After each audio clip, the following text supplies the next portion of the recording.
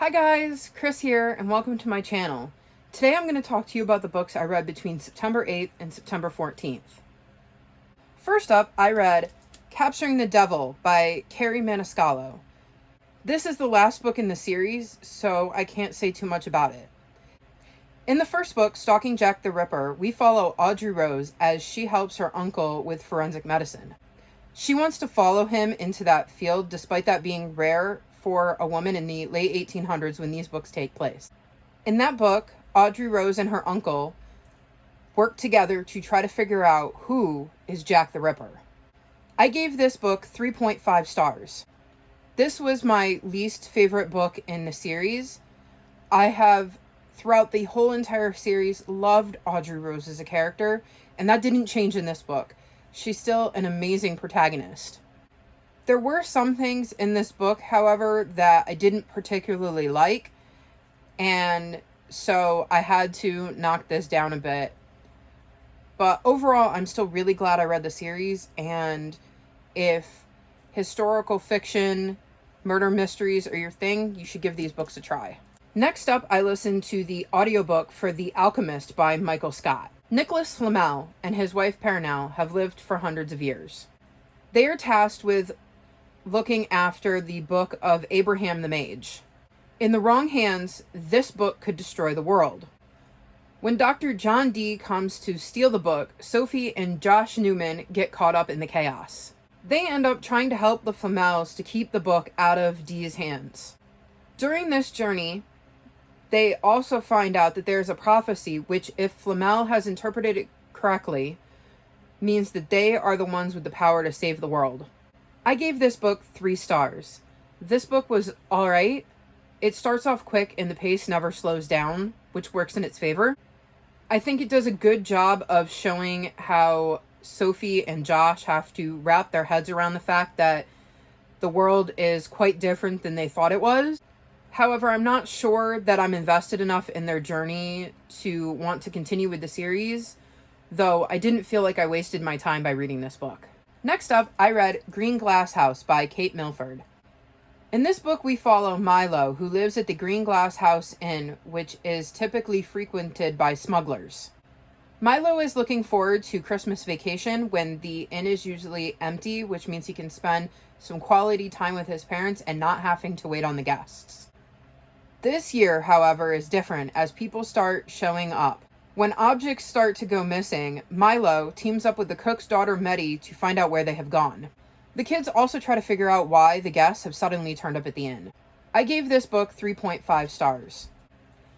I was expecting to love this book a lot more than I did. It started off a lot slower than I thought it would, and it took me a little while to get into. That being said, I did enjoy it in the end. I also really liked getting to see Milo try to work through his feelings about being adopted, as that came up a bunch of times throughout the book. I do have plans to pick up the sequel at some point. Next up, I read The Lost Hero by Rick Riordan. This is the first book in the Heroes of Olympus series. This is set in the same world as the Percy Jackson series, so we get to see some familiar places and faces. In this book, we follow some new characters, however. We follow Jason, who woke up without his memory, Piper, whose dad is missing, and Leo, who keeps seeing ghosts.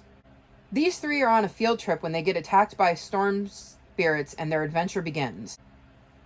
I really liked getting more books set in the Percy Jackson world. I liked getting to know the new characters while still getting to see some familiar faces. I still love this world. I thought the adventure in this book was fun, and I'm looking forward to picking up the next book in the series. I gave this book 4.25 stars. Lastly, I read If I Could Tell You by Elizabeth Wilhide. I ended up giving this book 1 star. I was really not a fan of it. With this book, I'm going to read you the description, as I think that played a part in why I didn't enjoy this book. England, 1939. Julia Compton has a beautifully well-ordered life. Once a promising pianist, she now has a handsome husband, a young son she adores, and a housekeeper who takes care of her comfortable home. Then, on the eve of war, a film crew arrives in her coastal town. She falls in love. The consequences are devastating.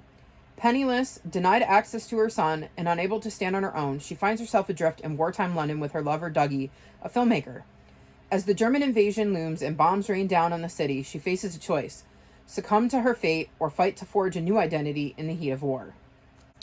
I really wish I had DNF'd this book when I had been thinking about it, but I kept hoping it would get better. I found both Julia and Dougie to be very unlikable characters.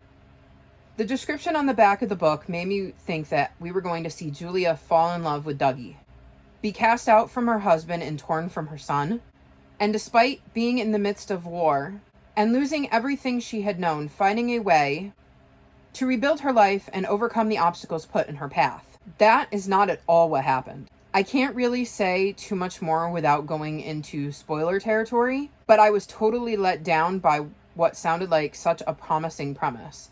If you want my spoiler thoughts about things that I really didn't like and the issues that I have with this book, check out my Goodreads reviews because I go into it in depth there. So these are some of the books I have read recently. If you've read any of these books, feel free to talk to me about them in the comments below. Remember to like this video and subscribe to my channel, and I'll talk to you guys next time. Bye!